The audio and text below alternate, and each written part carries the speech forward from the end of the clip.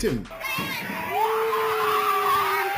In the streets, in the schools, in maxis, what is happening to our nation's children? Why are they so angry? What can we do to help? This is the topic of discussion on Men Talk, Saturday 23rd April at 8 p.m. So join the Men Talk team of George Thomas, Riquen Allen, and me, Noel Professor Richards, as we chat with our guest, counseling psychologist Dexter Bellotte. What can we do to help our children? Let's discuss on Men Talk, Saturday 23rd April, 8 p.m. on FBN TV, Isaac The Promise Facebook page, and Isaac 98.1 FM, The Promise. Sponsored by Anaya Tony. Hello. Hey Jack, you missed the meeting yesterday, boy. What happened? Andrea was under some pressure, boy. Well, Uncle have diabetes, high blood pressure, and poor circulation. He couldn't even walk properly yesterday, so I took him to the feet lady, boy, Dr. Anaya Tony. And let me tell you something, when they're done with him, he feels so good. You know the man forget he walking stick by them. When I go back for the next session, we'll get back, man. I must send her number to my cousin. She have a pinched nerve, lupus. And I think she uncle got a stroke, I had to see about my back pain too. Well, Andrea, what are you waiting for? Take these numbers down one time. 360-5166 and 478-7416. Dr. Anaya Tony, boy, the feet lady from Anaya Health and Wellness Center. You can't go wrong.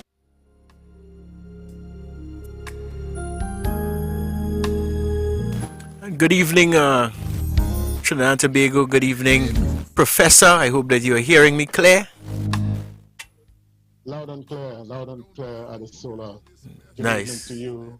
Good evening to you. Good evening to you. Handing right over to you. And thank you so much. Good evening, Trinidad and Tobago, and wherever else you're listening to us via the World Wide Web. This is Men Talk, and we are live on Isaac 98.1 FM, The Promise. We are also live on our Facebook page, Isaac The Promise, and our YouTube channel, which is FBN TV. And we're glad to have you here, all of you. And just in case you're new to the program or to the station, maybe a channel surfing, and you know, as we say in Trinidad, it bounce us up. Well, we are first of all Isaac 90.1 FM, The Promise, part of the FBN Family Focused Broadcasting Network, and the program is Men Talk. Every Saturday at 8 p.m. we talk. We gather the men, you know, we circle the wagons, and we talk because we understand the importance of talking. We understand that talking, it empties you, it frees you. It allows you to share what is on your heart and what is on your mind. And you know that is a challenge for most men. And what we have discovered over the years that if you create the right space, the right environment, that we will get the men to talk. Because talking brings healing.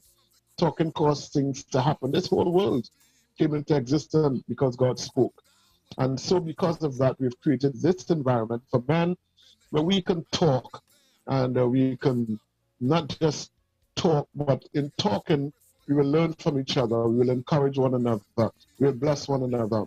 And we will be better men for it. We will be better fathers, better brothers, better sons, better husbands, better boyfriends. And so that's the purpose of the program, so that we men could be better. Now, the program is an interactive program in that somewhere along the way we will open up the lines, the phone lines, to take your calls, to take your comments and perhaps questions that you may have based on the topic that we are discussing. But the thing is, because we want to encourage men to talk, and because the name of the program is Men Talk, we only take calls from men. Only the males we take calls from. Adult males, young males, doesn't matter. As long as you're male, we take calls from you. And because we have discovered that if we allow the women to talk, they will do all the talking, and the men usually do not talk when the ladies start to talk. So because we've created a space for men, we discriminate, yes. We discriminate, and we say we only allow the men to talk. Discrimination isn't bad. There's a reason for discrimination that makes it bad sometimes. So, ladies, so sorry. However, ladies, because we value your contribution, your thoughts, your ideas, and we want to answer your questions as well, we also give you, an opportunity to ask your questions and make your comments. But you won't be talking. You'll be sending us a text message, a WhatsApp message, and you can take the number down because you can send a message anytime during the program. Send your message, anytime during the program and your questions, your comments. And that number is 275-1981. Ladies, 275-1981 is a WhatsApp number. Please do not send a voice note because you will be talking, and don't send a voice note singing your question because we're still not taking that either. All right, we want to get a text message from you, and we'll be glad to read it out, to answer your question, share your comment, whatever it is. Okay, so we want to start off running. My co-host, and I'm not seeing Riquen. I don't know if Riquen is on. George is not going to be here tonight. George is a little bit under the weather. Is Riquen here? I'm not able to tell if Riquen is here. Riquen, are you here? Yes, sir. I am inside, live and alive. All right. I was going to say, Riquen, if you're here, say yes. If you're not here, still say yes. So I'm glad to know. Well, it's good to have you, my friend. How are you doing?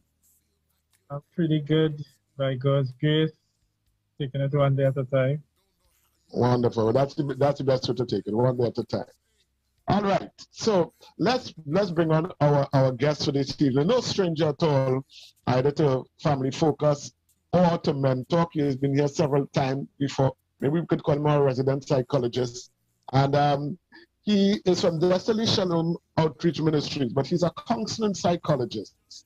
And he has shared with us, in fact, he was part of Revival 2022 when he shared so profoundly, on that subject of male and female. And so we are glad to have him back tonight. We value his contribution, and we are glad to have counseling psychologist, Minister Dexter Bellotte. Dexter, good evening and welcome. Pleasant good evening to you, Professor, and to everyone else on the line, and pleasant good evening to the listening and viewing public within Trinidad and Tobago and across the globe as well. It's always a pleasure to be here and to share this platform, so I look forward to what we are about to discuss here tonight. Wonderful. And of course, in studio, we have Ada Sola, and we also have Raymond O'Keel. All right.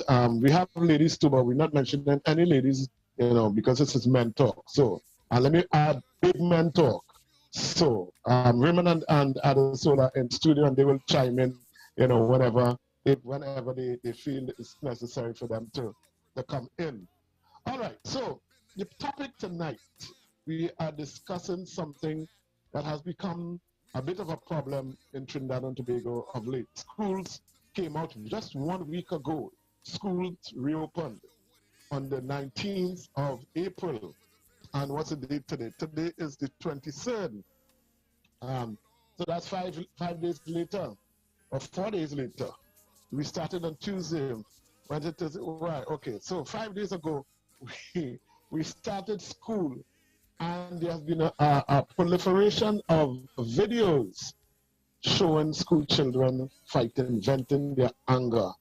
And the kind of fighting that we've been seeing is like, from where I'm sitting, it's like fight to the death. This is not, a long time when we were growing up. I don't know about you guys. I can only talk about me. We used to fight. I mean, it's not, fighting in school is not a new thing. We used to fight. But nobody picking up iron and knife and big piece of wood to hit anybody. You fought with your fists. You'll be wrestling on the ground.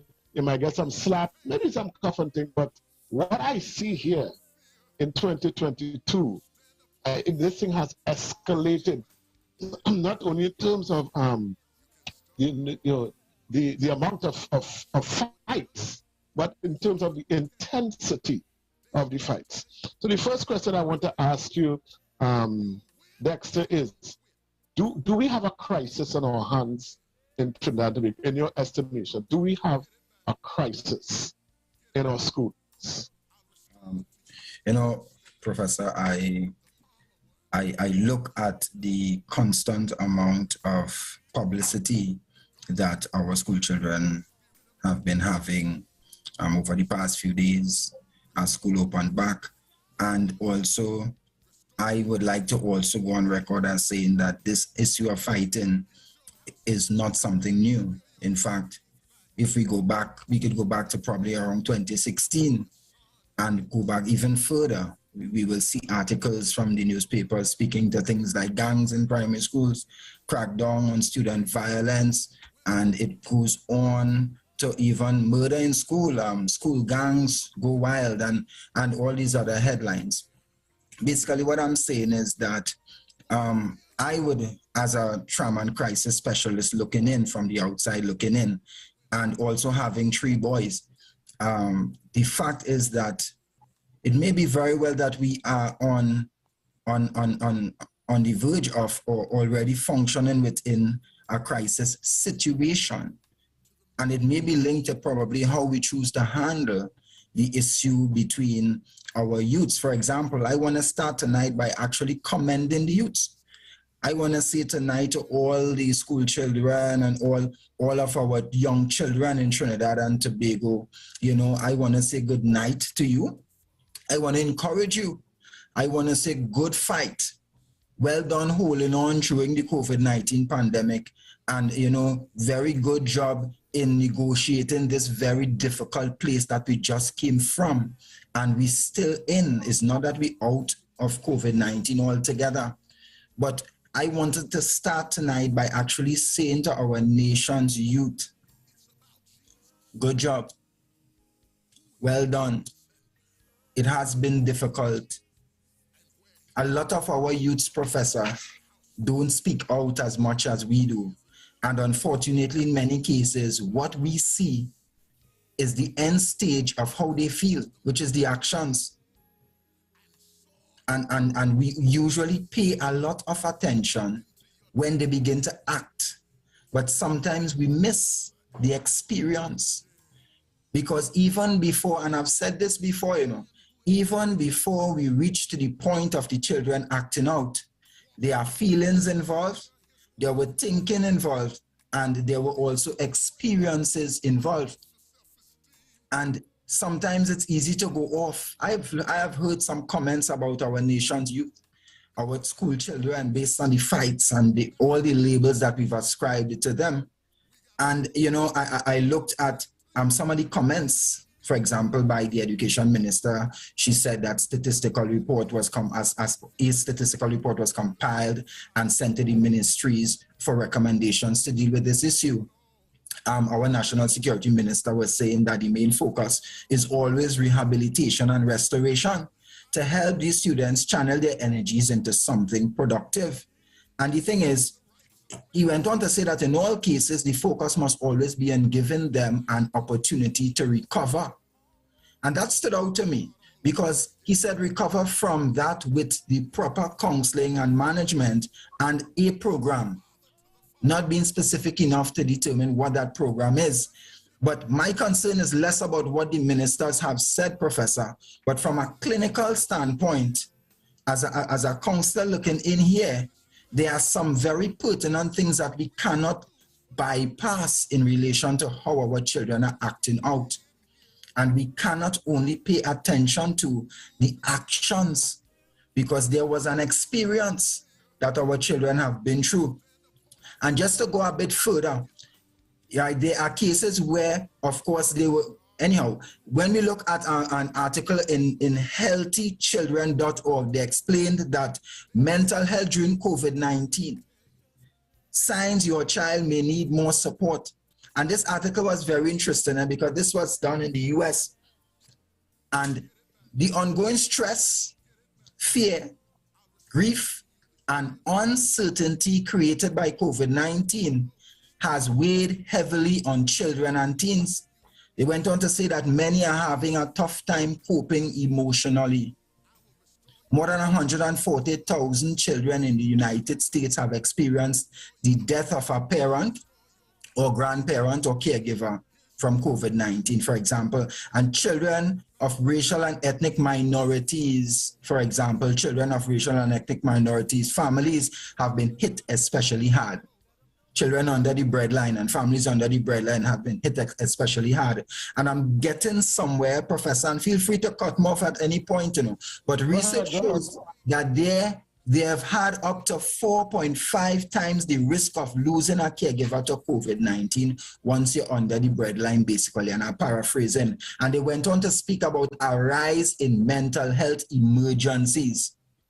Since the start of the pandemic, hospitals have seen more mental health emergencies among kids.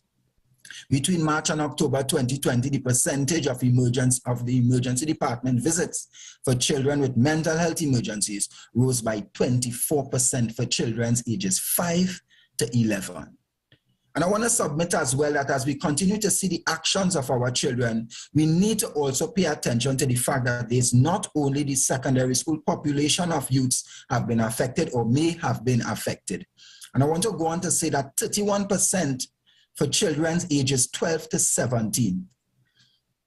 And that's the secondary school population, basically, we're speaking about that catchment area. Mental health emergencies rose to 31% for children ages 12 to 17. You know, so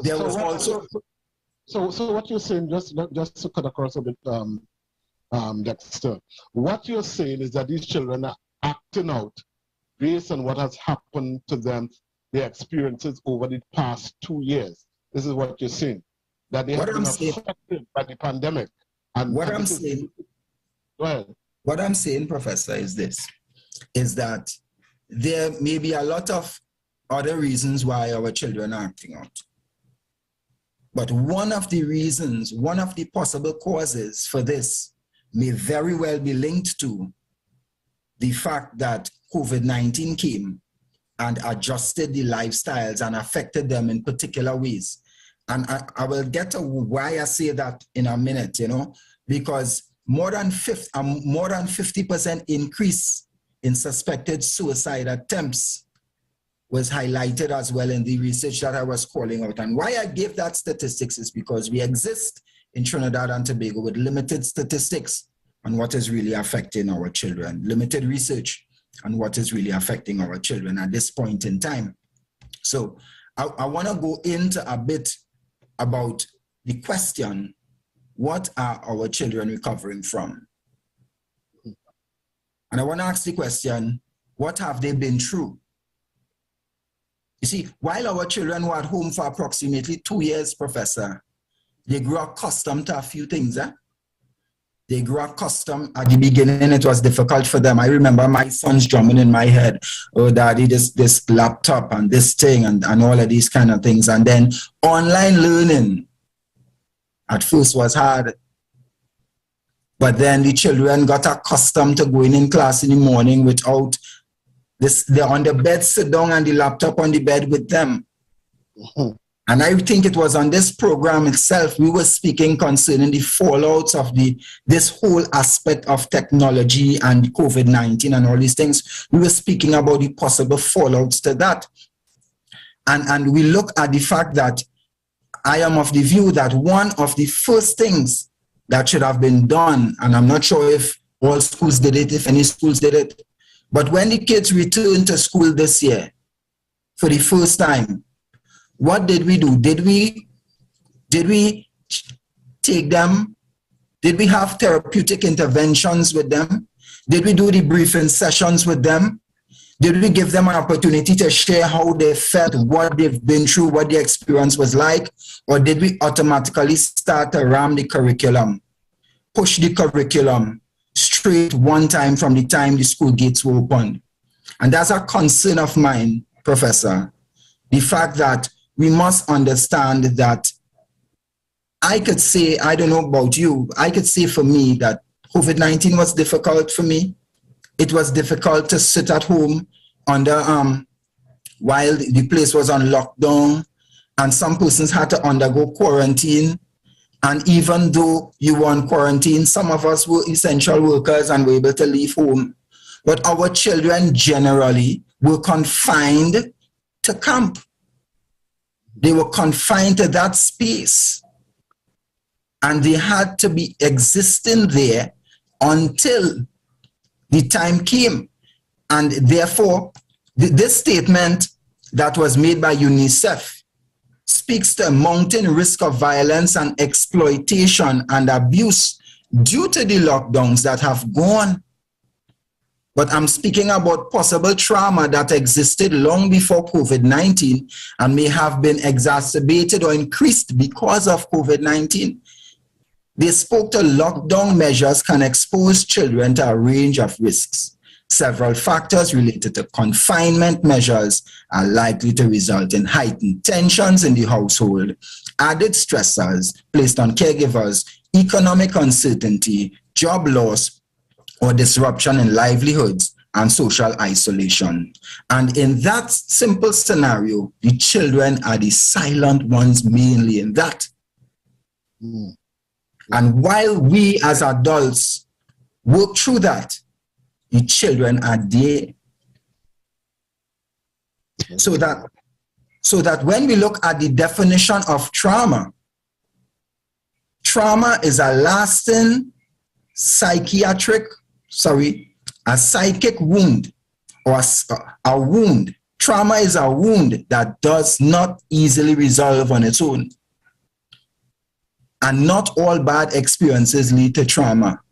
And not all trauma comes from experiences that are seemingly traumatic. What I'm saying basically is trauma is based on how the person perceives what has happened to them. Now, as you're saying that, but first of all, let me remind folks that you're listening to Men Talk on Isaac 90.1 FM, The Promise on Isaac, The Promise Facebook page and FBN TV or YouTube channel. We want to say thank you to our sponsor, the Fit Lady, Naya Tony, the lady who does reflexology. She's a sponsor for the program, and we want to say thank you so much to her. Our guest tonight is Minister Dexter Bellotte. He's a psychologist. And of course, I have Riquen Allen with me. George is not here tonight. I just want to, now Riquen, please feel free to jump in at any time. I want to ask a question though, based on something you said, Dexter. Now, there's a Dr. David Bratt, I believe is his name. He did an article. He does articles in the newspapers. And in one of his articles, he was talking about when children come back out to school, don't just rush them back into the curriculum, especially the younger ones. Give them a chance to readjust, get to know one another again. He said, well, I think he went on to talk about it. There shouldn't be academic teaching. I don't know how long. I don't remember how long he said it. If it should be 4. But he was saying what we should be concentrating on is getting the children reintegrated into society, into that environment of learning, play learning, that kind of thing, rather than just a continuation. And I think you kind of alluded to that when you were talking just now. So I see you shaking your head. So are you saying that you agree with something like that? I'm saying that to an extent I agree with it. It's not that we have to stop the curriculum or stop teaching, but we must pay attention to the psychological or the psychosocial needs of our children. We must understand that trauma in itself, I could sit here and say that the pandemic was traumatic for me. And trauma is known as what I explained there, but childhood trauma is the experience of an event by a child that is emotionally painful or distressful, which often results in what? Lasting mental and physical effects. What are we seeing taking place? Another simple definition is any other type of event which exceeds our capacity to cope and can be stored as trauma. Examples can include divorce. This happened during COVID-19. Job loss happened during COVID-19. Having to move abruptly, or really anything that overwhelms. And if we were to examine now the experiences our children would have had during COVID-19, let's start with grief and loss. I asked that question recently concerning death. And the fact is that a lot of persons sitting in the same room could attest to the fact of either knowing somebody or having somebody close to them who died from COVID-19. Some children would have lost a parent or both parents, a family member. Some students would have lost teachers to COVID-19 and returned into the school environment to realize that their favorite teacher has died and is no longer there. Some students would have returned to the school system only to realize that their best friend died from COVID-19. And although they knew and they were apart for so long, now that they're in the classroom where the student used to sit next to them and the student is there no more. Let's consider all avenues, and then we could pull out a lot of things. So not to mention the effects of the lockdown, because it would have had an effect on the instant switch from in-person classes to online learning that took place when COVID-19 hit. That was difficult for our children. And then children were forced to now shift from online interaction right back into the classroom. And therefore, we must not just look at our children and say, hey, they're fighting, these children is so and so, and we label our children and we do all of these things to them, but we must be able to look deeper.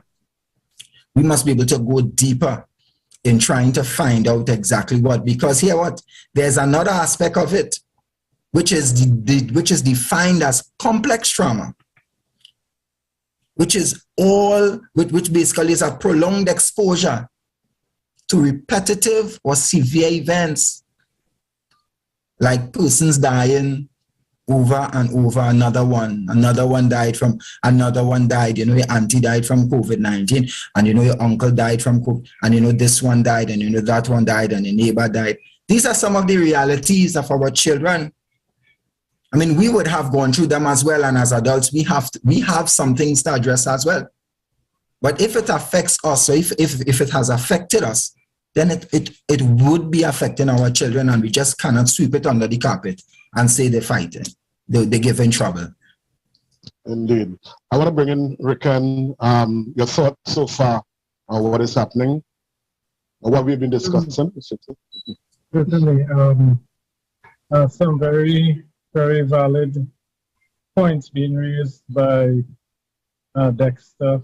And we can in no way overestimate the impact of COVID and the pandemic.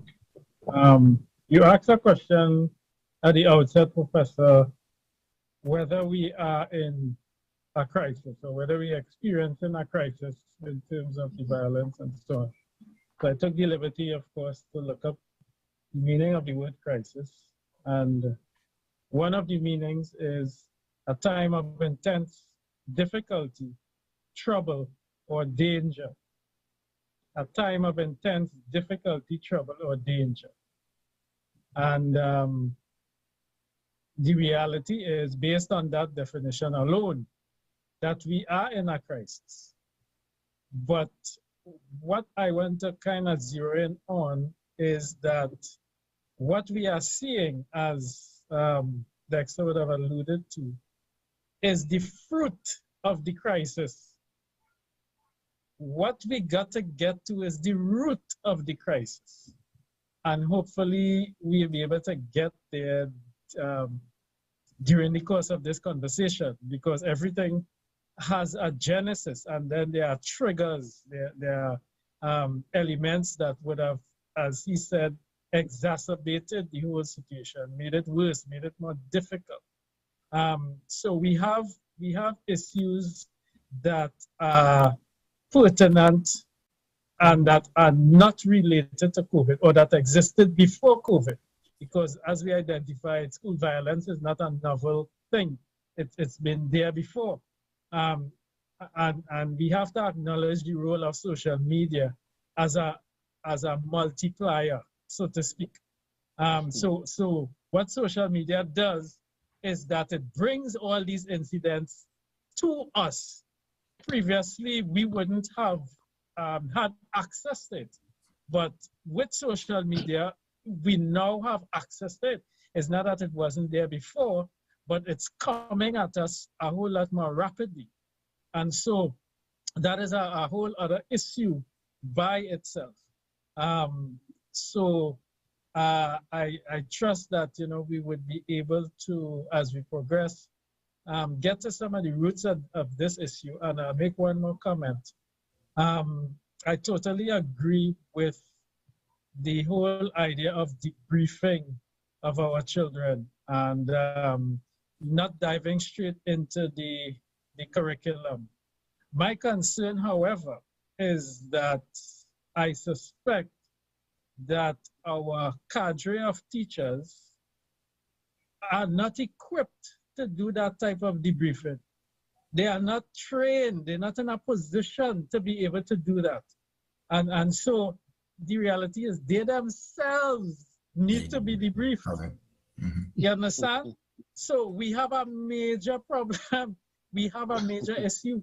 And I don't know how we're going to address it. Yes, we have issues with our children. Yes, we have issues with parents, but we also have issues with teachers who are themselves parents. So they've had to do with the stresses of administering education within the constraints of the pandemic and also parent their own children. So we cannot overlook that issue at all. And it's something that, deserves a deep look, an expansive look, an extensive look, so that we could really come up with solutions that are sustainable, not just knee-jerk reactions and that sort of stuff. So that'll be my preliminary comments.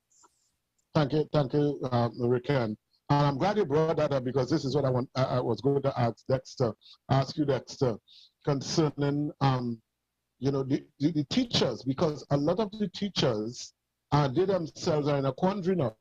They have had to adjust, firstly, to online learning, and I understand that there have been lots of resignations of the older teachers who have not been able to deal with the technology.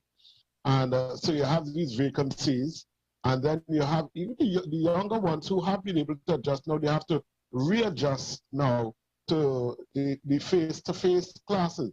And they too, like Riquen said, would have gone through their own drama and trauma, because they're parents too, they're people too, and some of them have husbands who would have lost jobs or wives who would have lost their job, and families who would have died. So they too have had their own experiences, and now they have to deal with these children. So who is responsible? Who will be responsible for dealing with this whole situation? Is it the government? Is it that the government has to say, well, listen, we have to get a whole batch of psychologists out there or counselors to deal with both teachers and parents and children? How do we tackle this? Is a complex issue. How do we tackle it? That's Yeah, indeed, Professor. It is it is a complex situation. However, the question I would ask is, what is the need? And if there is a need, then who do we turn to fill that need? And do we have the manpower to fill that need? The facts are, like Riquen said, the systems that may exist within the Ministry of Education and otherwise may not be sufficient. So then where do we get the reinforcements from? Do we have enough private psychologists and counselors and so on and so forth to do a nationwide intervention to secure the mental health of our nation's youth? Maybe that is the approach needed. Are we going to measure dollars and cents towards our mental health of the leaders of tomorrow in our nation? Are we going to stand by and wait until, or God forbid, we start to see an upsurge in mental health disorders and diagnoses among our nation's youth before we realize that we need to do something proactive? We have an opportunity here to not become like the article I read above, where in a first world country, they're saying that the percentage of mental health issues among the youth within that particular nation has been magnified greatly because of COVID-19. And then we know that we're dealing with complex trauma within our children locally. Why? Because the murder rate continued to climb. In fact, it didn't stop, it slowed, but it continued. So in the midst of persons dying from COVID-19, persons were still being murdered. It means that families were still losing fathers and brothers and uncles and these type of things. And therefore, when we look at how all of these things is affecting our children, it gives us the opportunity to now go deeper. For example, and Riquen asks a very important question. Where is the root of this? Now, how far down the rabbit hole does this go? How can this be affecting my child in my house and I may not know about it? Because childhood trauma creates an attachment issue that carries throughout the life and into early adulthood once left unaddressed. And what we see happening is that the majority of abuse, and let me use this word, abused and neglected children. Why? Because during the pandemic, a lot of the persons who were essential had to leave the children at home. And sometimes the supervision of those children were not not where it should have been if the parent themselves were home with the children or if they were at school, physical school. And so much so that there are times when the child's supposed to be in school, but the child log out of the laptop and there's nobody to tell them anything. So then when we look at the majority of abused or neglected children and the fact that they have difficulty developing a strong, healthy attachment, the ability to develop healthy, supportive relationships with friends, significant others, teachers, their social environments, first depends on the kinds of relationships in their families. Some families are broken and disjointed now because of grief and loss, because of a death or multiple deaths. And what does this lead to?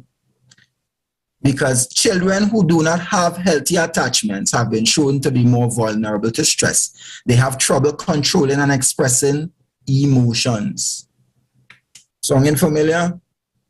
They have trouble controlling and expressing emotions and may react violently or inappropriately to situations.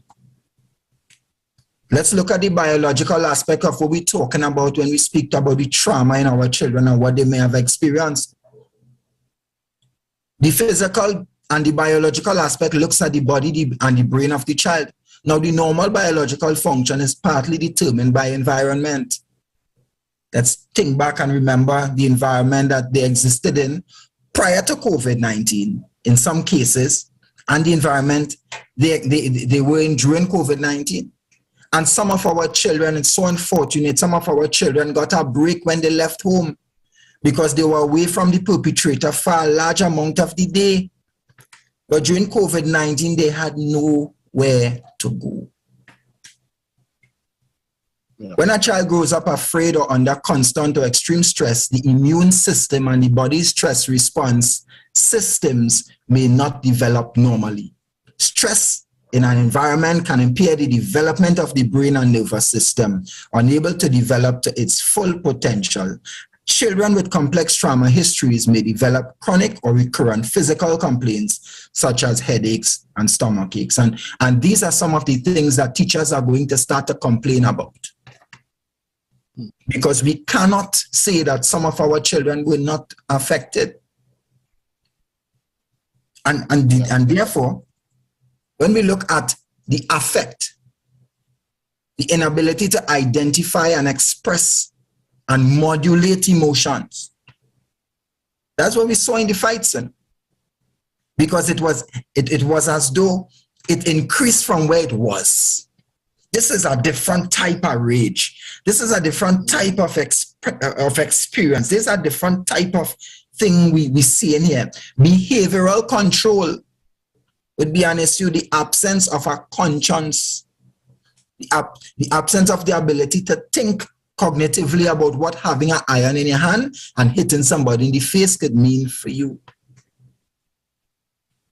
So when we look at the cognitive, go ahead, Professor.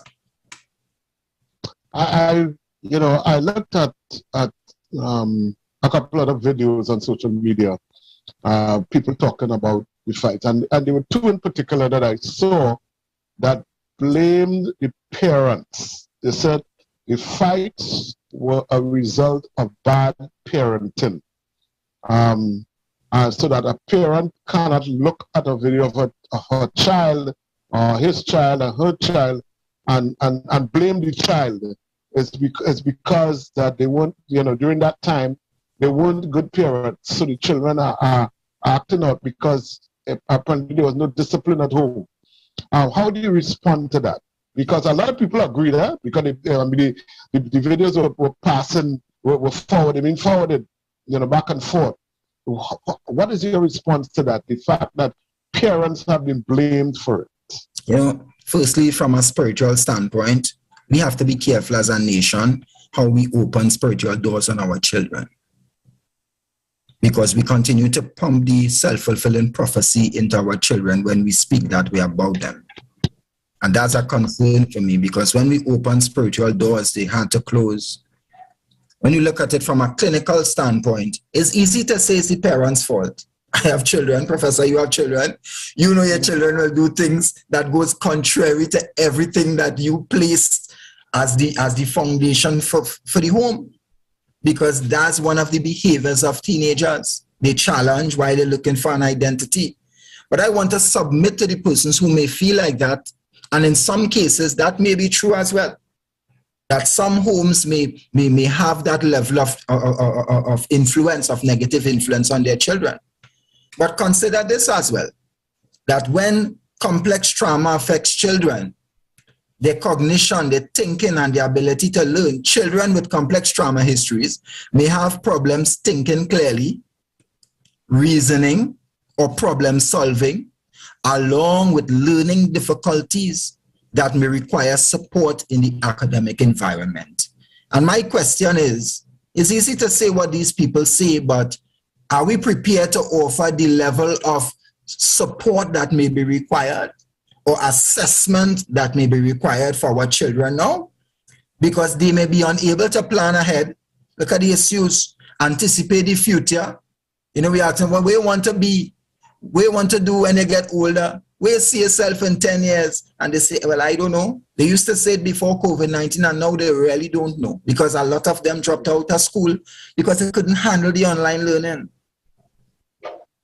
So when children's environment places them under conditions of constant threat, our children may have felt that way, being under constant threat. Anybody could come home with COVID.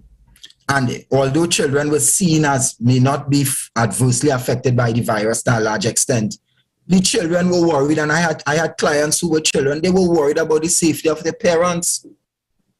And children were saying to me in my office that, well, sir, I know my father have complications, have issues, that if he get COVID, he mightn't make it. And these are some of the real anxieties that came up amongst our children. So when their bodies and minds have learned to be in chronic stress response mode, they may have trouble thinking a problem through calmly and considering multiple alternatives. But we expect them to what? To know better. Indeed. We expect them to know better. And then they may struggle with sustaining attention or curiosity, or be distracted by reactions to trauma triggers. So you sit in class and the ambulance is passing and it triggers the memory when the ambulance came for your parent and your father or your mother died, or your grandmother died. That's a lot of stuff to deal with. Folks, you're listening to Men Talk on Isaac 90.1 FM, The Promise, FBN TV, and Isaac The Promise Facebook page. And we have with us this evening, counseling psychologist Dexter Bellotte. Riquen Allen is with me. I'm going to bring in Riquen now. I am Noel Richards. I don't ever introduce myself. I don't know why. I always remember down the line that I haven't introduced myself. Maybe because I expect everybody to know me. I am Noel Richards, also known as a professor, and we're going until 9:30 as we deal with this issue of violence in our schools. That's a topic that we're discussing this evening. George is not here. Violence in the school. I want to bring Riquen back in because Riquen, you've been listening silently, and I want to know. I'm not going to ask you a specific question, but I just want to ask you to chime in here with your own thoughts at this particular time. So, thank you, Professor. So while the psychologist was speaking, the word retardation came to mind. And, that has a certain connotation.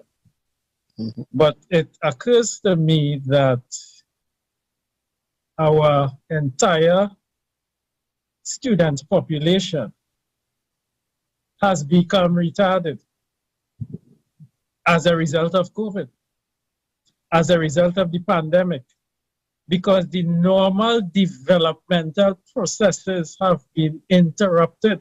They've been interfered with.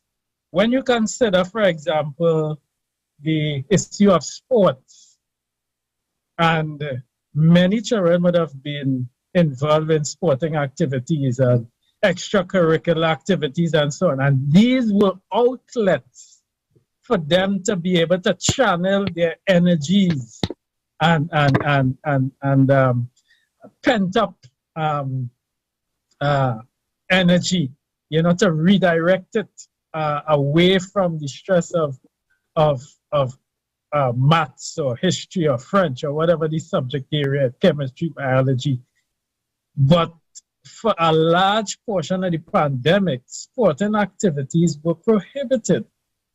And so that was a significant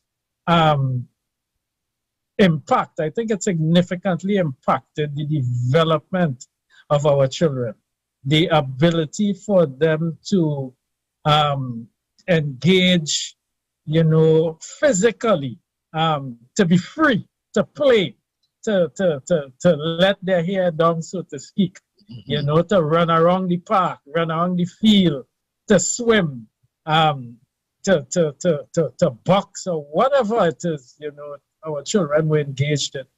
And I think the impact of that cannot be overemphasized. The fact that there was this general lack of physical activity for our children. So on one hand, they're being stressed with the whole online learning. And then on the other hand, they don't have an avenue to express that. They couldn't go to the parks, they couldn't go to the playgrounds, etc., etc. So what did they resort to? Well, the games, the digital games and the Netflix, and a lot of them probably may have become addicted, so that's a next set of issues that we now have to deal with coming out of this whole pandemic and, its associated impacts and ripple effects. So, I mean, the more that we think about it, we talk about it. And listen, this issue of retardation, it has nothing to do with what school you're attending. The reality is that all these students, whether you go to a so-called prestige school or one of the not so prestige schools, and I have it in inverted commas, all our children have been retarded in their whole development and their whole learning. And so it seems as if the education system has not come to terms with that and has continued to push its agenda, aka the curriculum. And so, we need to get this curriculum done by the hook or by the crook, one way or another. And as we're forging ahead, many falling behind, being left behind, many giving up. And so you reopen school, and those people who come back to school have already given up. It's like they're going through the motions now. You understand? It's not making sense. And so there's nothing really to work towards.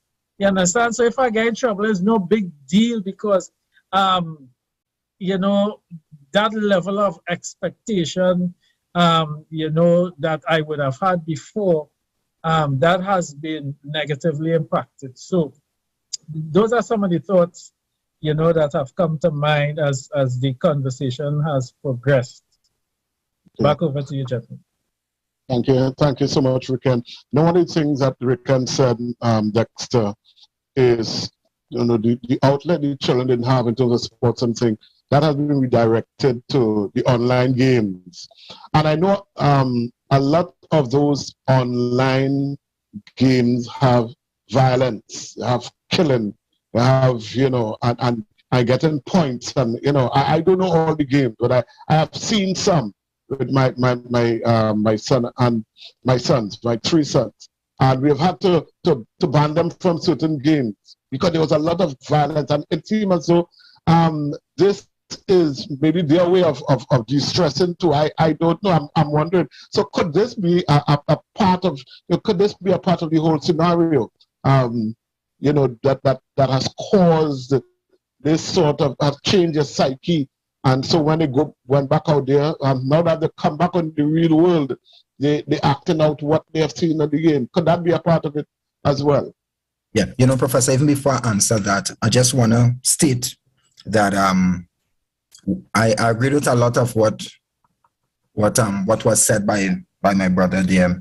However, I prefer to use the word inhibited rather than retarded, because when we look at it, it is that it has been affected, and some children would be functioning perfectly fine.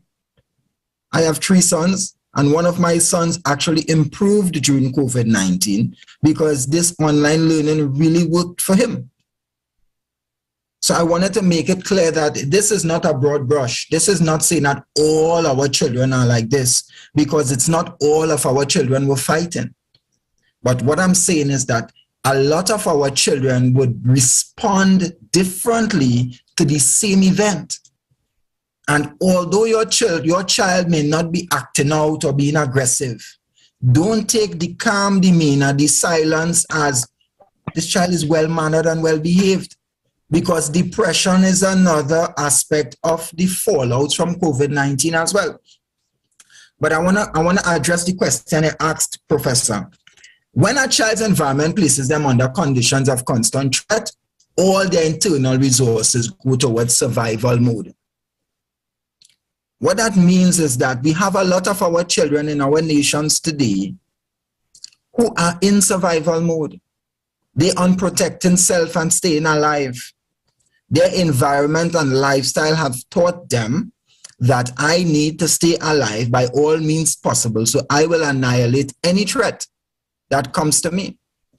Now, one of the places that helps and may be helping our children is just as you said, in the games. Because if I am in survival mode and I can play a fighting game or a shooting game, it may do something for me. It may be euphoric for me.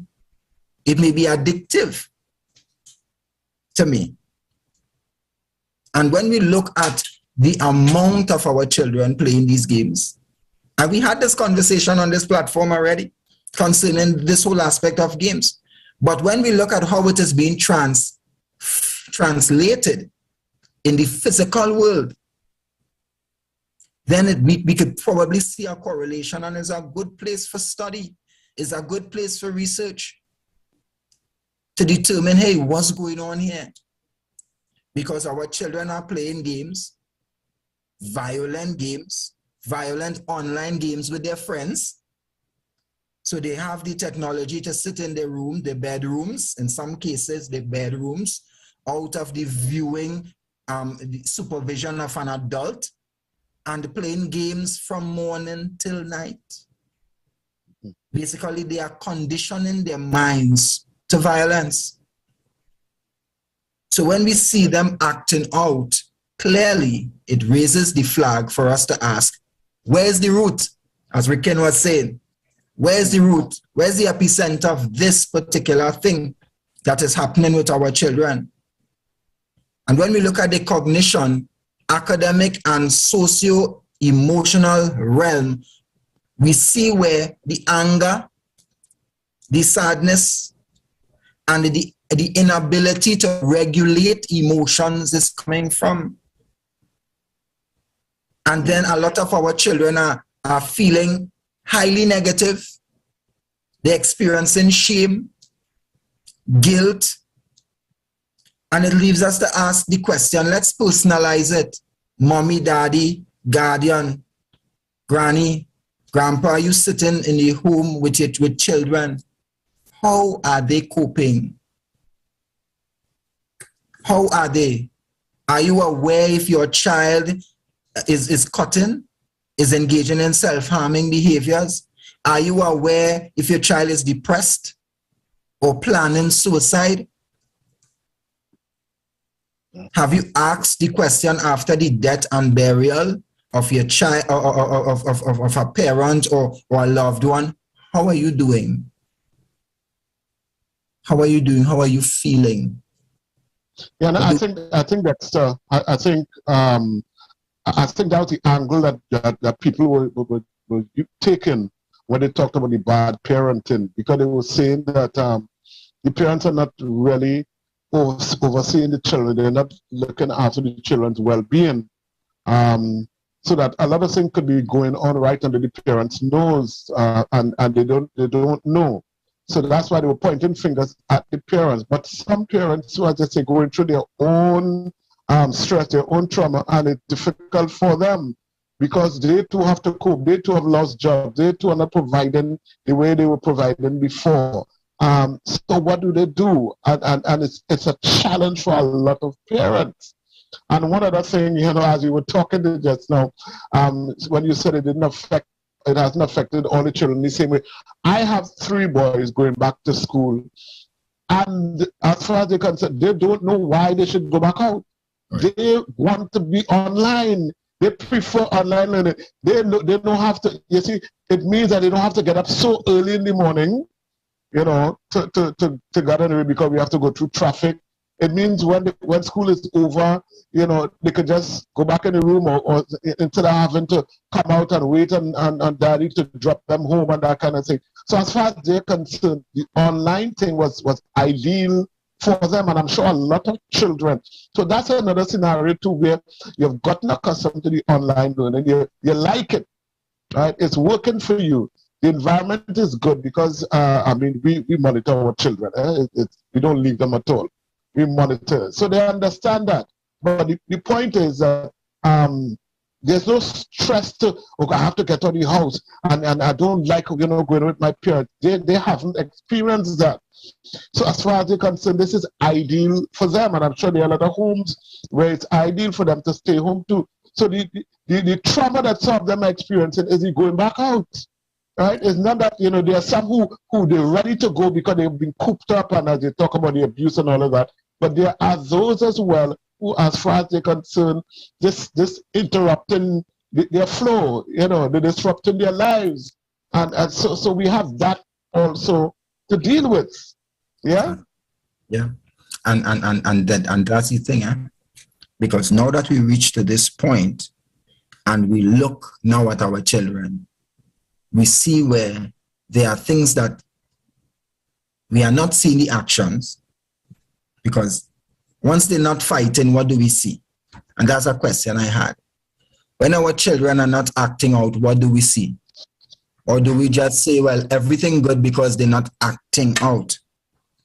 And the thing about it is, when they're not acting, they're either feeling or thinking.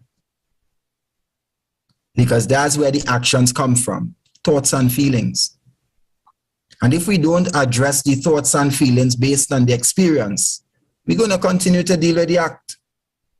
And the fact is that we have different ages and stages of children. So how do we recognize the signs of stress in our children? Signs of stress and mental health challenges are not the same for every child, as we were speaking about, Professor. And this is important for us to understand, because our children would maybe at different levels developmentally. But there are some common symptoms. When we look at infants and toddlers and young children, they may show progress in skills and developmental milestones. They may also have increased problems with fussiness and irritability, startling and crying more easily, and be more difficult to console. Your 4-year-old and your 3-year-old and your 5-year-old could be affected by this whole aspect of trauma. trouble falling asleep. And trouble falling asleep and staying asleep it goes across the board. A lot of the persons listening to this program tonight, Professor, staying at the roof when the night come and not sleeping. And some of it started during COVID-19. Some of it is linked to grief and loss. Some of it is linked to depression and all these other things, because we cannot forget, like you said just now, I believe, that our adult population is also or have also been affected. You have feeding issues with your child and you're wondering why your child not eating, vomiting and constipation and all these things. Anxiety among our children, our young children. Clinginess, fear of going outside. This is a real one. We had a lot of children during the pandemic don't want to go outside. I don't want to get COVID. No, daddy, leave me home. I don't want to get COVID. You don't want to go and see granny. No, I don't want to get COVID. And after we've been conditioned for that amount of time, we expect to say school open, go to school, and expect that all the feelings just disappear almost immediately. We need to be careful as a society and nation how we deal with this. Indeed. Okay, folks, just to remind you, this is Isaac 98.1 FM, The Promise. This program is Men Talk, and we are also live. You can see us as well as listen to us on FBN TV. That's our YouTube channel, and Isaac The Promise Facebook page. It's an interactive program, so we want to give you an opportunity. You'll be listening to the conversation. We want to give you the opportunity now to, have your say by calling us. If you are male, let me stress it again, let me repeat it. If you are male, you can call us at 480-4121, 480-4121, and 463-7208. 463-7208. I'll repeat the numbers. 480-4121 and 463-7208. Those are the numbers to call. You can call now. And ladies, don't forget, you can also interact with us by sending us a text message, a WhatsApp text message at 275-1981. 275-1981. So you can interrupt us with a call at any time or a text message at any time. We will address it, as soon as you send it in. So there are two things that I wanted to touch on. One that I heard from people, from the public. I don't remember if it's listening. I think I was probably listening to some talk show some time ago, and I heard somebody talk about corporal punishment being taken out of the schools, have our children in discipline. Now, I know that's a whole topic by itself, this whole thing about corporal punishment. But I do want to touch on it a little bit. Even before I go to you, Dexter, I want to hear from Riquen, as a matter of fact. Riquen, I put in here this spot this time. Do you have any thoughts on that in terms of, because I know when I was growing up, we got licks in school. We got caned, as we call it. We got a good cane, and there's also the strap. And it had us in line, it kept us in line. Now, that was taken out of the school. And I think the point was being made by somebody that it was taken out and it wasn't replaced by anything. So our children are now indisciplined and they don't fear the teachers anymore. And they have no respect and they have no fear for anybody. And maybe we should think about bringing it back. So just some thoughts on it. I don't want to go in depth into it because I know this could be a very hot topic. But your initial thoughts, Riquen. Well, yeah, put me on the spot. I know that. So I've heard several times, I get real licks from my parents, and look how good I turn out, Mm-hmm. Times have changed, and what we've gotten to realize is that in order to get the best results, the use of fear is not the most effective. And corporal punishment has been used invariably as a fear tactic or a scare tactic. And if we are honest, if we are really honest, by itself or on its own, it is not sufficient to produce the results that we desire. It's not sufficient. Further to that, there is a skill or there's an art to the administration of corporal punishment. And if it comes across as punishment as opposed to discipline, which has a developmental outcome.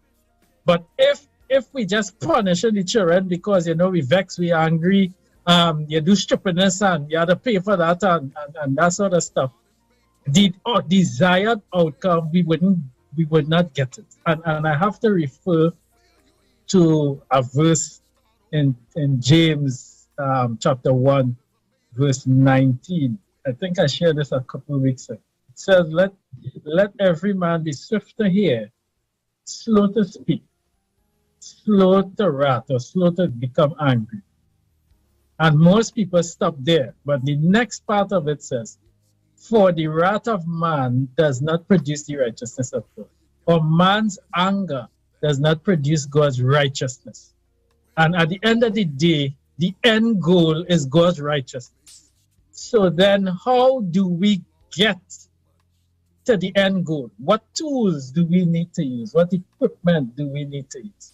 And we have to factor in as well the present reality. Over the last couple of weeks or so, we've had at least two children dying as a result of the administration of corporal punishment. And we have parents facing manslaughter charges and that sort of stuff. So that is a serious issue. And last but not least, is slightly off of the topic. But I don't want us to underestimate that Will Smith slap in this whole issue of school violence. There very well may be an indirect correlation, because all these children, I'm sure every single child would have seen that slap, and there's a message that would have registered subconsciously that, you know what, if I like what somebody say or what somebody do, then I could respond, or I prefer to use the word react. I could react in this particular way, to give vent to my frustrations and my anger and so on. So, to answer your question, or to summarize my response to your question, I don't think that corporal punishment on its own is a solution. I think a number of things need to happen before that. And I'll end by saying, I once heard a statement that rules minus relationship equals rebellion. And so if there isn't a relationship in place between the authority figure and the one that is under authority, a relationship that allows the one that is under authority to be able to go to the one that is in authority and to actually reason, just as God invited the children of Israel, come, let us reason together. Have we as parents created a place where our children, who may feel aggrieved by actions we may take or decisions or whatever we may do we have a space? In the court system, we have appeal court. Do we have a space where they can appeal the sentence? Or is it that, is it that you get your legs, you hush your mouth, and we move on? And I think that does more harm than good. I will stop right there. I hear you. Dexter, your thoughts on the same question? Yeah, thank you for your contribution, Riquen. I found that, that it really got me thinking. And one of the things that stood out to me is that corporal punishment and that whole conversation, in my view, has basically is a non-issue anymore. It has been ruled out so long ago, and it has been out of use for so long. I think the main issue there is what have we replaced it with. And for me, the issue with corporal punishment is not that it should be reinstated, is that we need to teach the principles that replaced corporal punishment to the parents who used to administer it and to the teachers who used to administer corporal punishment. Have we done that is my question. Because we see a lot of teachers within the school system throw their hands up.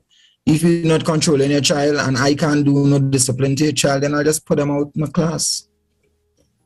Because a lot of teachers may feel that way, as though they have no redress when it comes to disciplining your child. And then if I talk to your child a particular way, they come home and they say to you something, and then you come in school to beat me up, or you wait for me outside after school.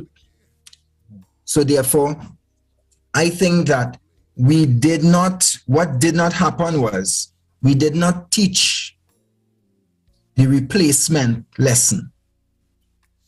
We failed to teach the replacement lesson.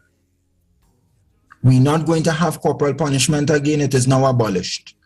What is the replacement lesson, and what have been done over the years to evaluate if and what in place if it working? Because it cannot be that we just continue to suspend children who misbehave on the school compound and we send them home. They don't want to be in school. A lot of them, so when we suspend them and send them home, we give them actually what they wanted. That's on one hand. And the other aspect of corporal punishment, when you think of it, you think about classical conditioning and operant conditioning. Basically meaning one is behavior for reward and the other is behavior for punishment. Corporal punishment was based on the principle of behavior, punishment. And in this case, that punishment was the rod. But just as how we could look and see the essence of the word, when we speak about the rod of correction, that could be a lot of different things as well. And I've realized that I remember getting licks growing up too. And there are times when I would get my tail cut a big now. My mother probably listening, but I get through now, I good. But the fact is, I would get my licks and I would sit down and smile after, because I say, small thing. But tell me no PS4. Tell me I'll take away your cell phone for a week. Tell me you will have to do X and Y and Z.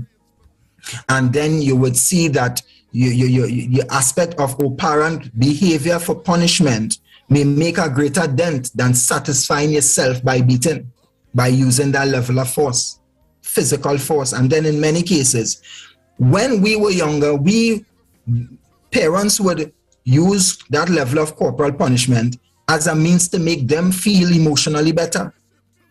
It would hardly ever be because they wanted you to learn the lesson. I mean, that may be a principle in it, but oftentimes a lot of parents shed licks to feel better. And I tell you, do so, and I tell you this, and you embarrass man, you do so, and you do this, and you do that, and you do this. And these are some of the things that may have led to the abolishment of it within our school system as well. That's on one hand. The other aspect of it is as men, and as men of God on one hand, and as persons in the kingdom on the other, and having children, we must develop a level of relationship with our children. So much so that we should be having a lot of family meetings now. Is not only up to the school and the education ministry and the government to see what's the level of issues going on with our children, but as a family, we are supposed to be able to sit within the confines of our homes and have a meeting and really find out, how are you going? You know, I heard the teacher so-and-so. Children, how are you going? How was school this past week? What was it like going back to school? Take the opportunity to say a prayer and read the word as well. These are some of the things that is required. A lot of our youths are not praying, Professor. A lot of our youths, they're turning away from Christ, and they're in our homes and they're serving our next God. They're serving another type of God. And they have been because our children at this stage, when we look at this stage of secondary school, they're in the stage of identity versus role confusion. This is the time when they need the guidance. And they've been looking at trends on social media, trends on TikTok, and they've become so entwined with what social media offers that they are also becoming poisoned by the things that they see on these social media platforms. And therefore, we now have to we have to come and now try to form and strike a balance. Because if we just take it away from them, you know what they will do? They will hide and do it. They will find other means and ways to get it done. And therefore, I agree with my brother. We need to really develop that relationship with our children, that relationship that would see them be able to feel free enough and open enough to speak to us about what and how they feel. Wonderful, folks. Just want to remind you, we only have a few more minutes left. If you have a question or comment, the number to call is 480-4121, or the numbers are 480-4121 and 463-7208, 463-7208. And ladies, you can use the 275-1981, 275-1981. That's, you send us a text message or WhatsApp text message to that number. We want to hear from you, and we only have a few more minutes to take your calls, so you need to do it now.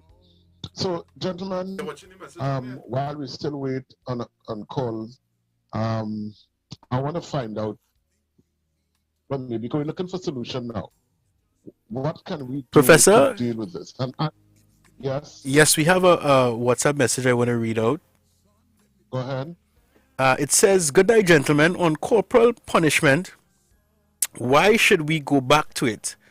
And that what we do, we only know to go back and not forward with a lot of things. We need to implement new ideas, new things. Our generation is different and nothing is put in place for years now. It is so sad that I feel sorry for them." Thank you. Thank you very much. And that's basically what both gentlemen are saying, that, you know, we need to replace it with something that's viable, something that will work. And maybe it's because we were looking at the fact that corporal punishment was harsh and maybe seen as abuse and violence. We just wanted to take it away, not understanding that the end game was to discipline the children, to teach them. So we've taken away what we thought was bad, but we haven't replaced it with anything. So the children are still not learning, and they themselves are now becoming violent. Now, Professor, if I may add, if I may add something to what you're saying, I always find it very interesting that a lot of, I mean, we've had programs before on radio and that went down the road of parenting and how my parents used to parent me, and you would always hear people call people that you would expect that in their late 30s, 40s, and that have children now, and they would always speak about, in my time, my mother wouldn't allow me to do this. I would not do that. Is licks I would get, a lash in my mouth, or this or that. And the funny thing about it, they are the ones that have children now and are not beating their children. Even though they are promoting that in my time we couldn't do this, we couldn't do that, we couldn't do that. These children now they this, they that, but they are not hitting their children. So I always find it very funny how people are very quick to come out to speak on the wonders or the greatness of how their parents dealt with them and what children need now. But they are the ones, because think about it, the ones that are in school now are children of parents that are in their 30s and 40s and so on, that in many cases are not getting licks now. Yet when they were children, their parents was beating them and disciplining them with licks. So why are you promoting it but yet not using it? I always find that very funny, and I never really get a straight answer when you ask the question direct like that. Yeah, I hear you. And you are correct. A lot of people, they advocate for it, but they don't use it. And I guess the reason why they don't use it is because they don't really feel that it works. and yet they advocate for it. It's a complex, I really don't understand. But gentlemen, I want to ask this question as we rounding off the program today. And I want you to give some advice to Minister Nyan Gadsby Dolly. She's the Minister of Education. And if she employed you to come up with a solution, what would you tell her? Give us some advice now. Think about it a second. Give the minister some advice, because she must be scratching her head. She probably want to pull her hair out. And she probably have a lot of people speaking into both ears, telling her what to do and what not to do. But if you got her attention and got her ear, what would you say?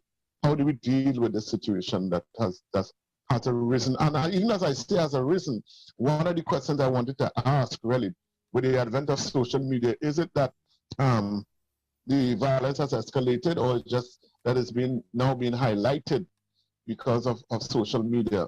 I don't know, which one it is. I don't know if you gentlemen would want to give an opinion on that, but I really wanted to give the minister some advice. So, gentlemen, what say you? I was waiting to see. Okay, go ahead, my brother. Go ahead, Riquen. You're the on the spot man. We always put you on the spot. You go ahead. Oh Lord. Okay. In the first instance, it's not just the minister need advice, because this problem is, again, what we're seeing is a manifestation of a deeper problem. So the minister may not be the one positioned to deal with the issue at the root. So my understanding is that she has indicated that there will be an interministerial committee set up, to look at the whole issue of school violence, right? And this is not something new. It has been done before, right?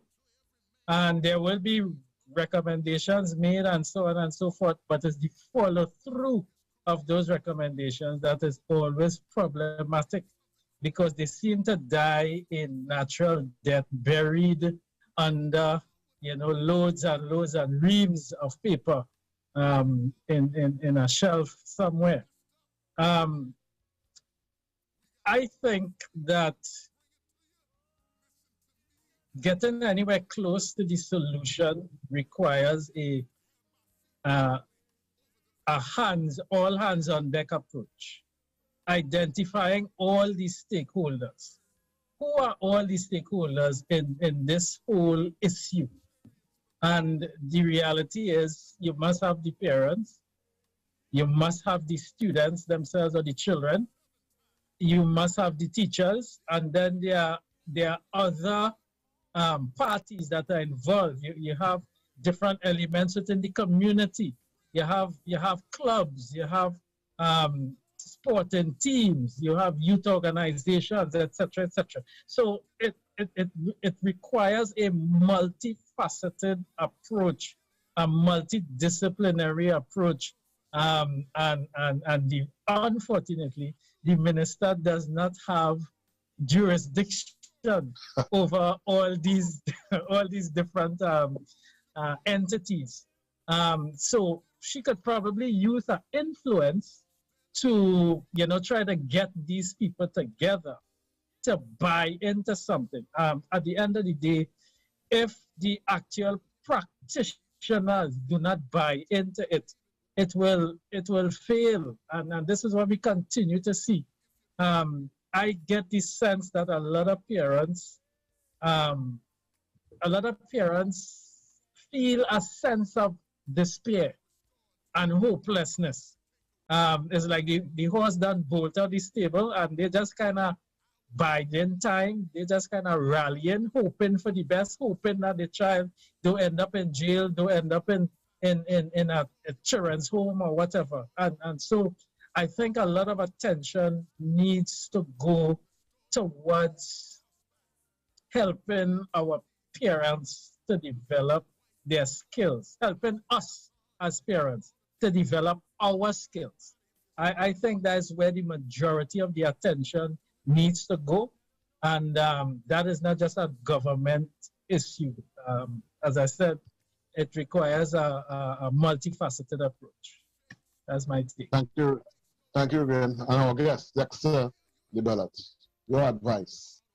Yes, one of the things I would say to the minister almost immediately is that we have an issue on our hands, and it requires psychosocial intervention. And therefore, I would ask her to put me on the ministerial committee, because we need minds that has the ability to also bring new ideas. Sometimes we have the same people cycling through the system, but we need to look at the fact that an intervention task force is needed. We need to look at the fact that we may have to now not just increase the amount of persons we have working within the social services or the school support division, the student support division, but we may also have to contract private counselors and psychologists as well to be a part of the task force. Why? Because we have teachers who are in need. We may need to beef up the EAP systems for our teachers so that our teachers could benefit from an adequate employee assistance program that addresses their individual needs, which in this case now, after COVID, requires trauma specialists like myself and companies that specialize in addressing trauma issues and marriage and family issues, because a lot of families are in shambles. Requires that intervention. It requires partnering with the church to ensure that there is this high level of God, of Christ, of Jesus Christ's involvement in taking back our nation and in covering our nation's youth and taking them back out of the hands of the enemy. And therefore, basically that in short, because this is a long conversation, but that in short is what's necessary, Professor, that we understand that this is not an issue where we would be looking at, okay, dollars and cents and dollars and cents. We need to make the sacrifice now and be proactive rather than wait 10, 15 years down the road to reap the negative fallouts of what we see taking place today. And that's really my contribution in that regard. Thank you so much. We have come to the end of Mentalk today. Thank you so much to our special guest, Minister Dexter Bellotte, psychologist Dexter Bellotte. Thank you so much to Riquen Allen, my co-host.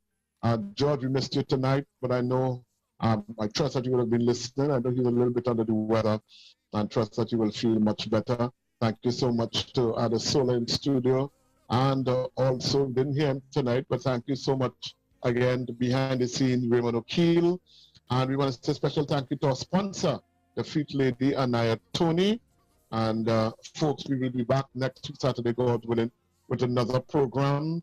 And continue to listen to Isaac 90.1 FM. The promise is the end of Men Talk, but programming continues after this with Adesola. So Adesola is back over to you, sir. God bless you. Have a good night, folks. Yes, Professor. You have a good night as well. Your story can't end here. Lose your pain. Get rid of your fear.